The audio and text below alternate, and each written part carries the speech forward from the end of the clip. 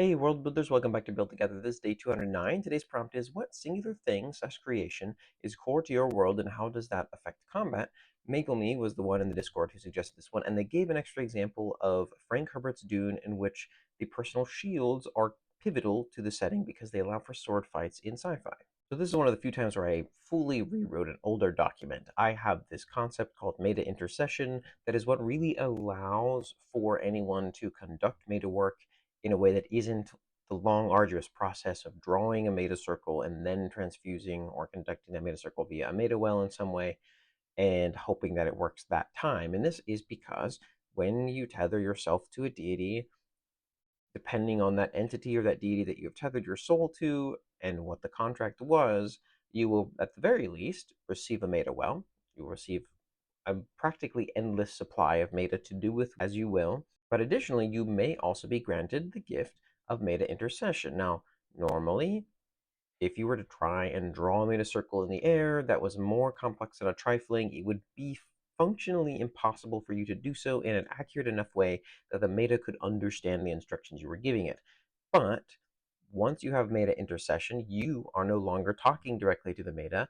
You are instead only having to describe the instructions you would like the Meyda to receive to the middleman, which is the deity you have this tether with, who can then interpret on your behalf to the Meyda relatively easily, because for them it is almost second nature to be able to exist within Meyda and to tell the Meyda what functions it should perform to do what you're wanting it to do. This is super fundamental to Attovia because I loved the idea of, typical spellcasters and wizards and all kinds of magic users to be able to use magic in a way that wasn't slow or only methodical, but I wanted it to work within the universe. I didn't want to hand wave it away because my stuff is a pretty hard magic system.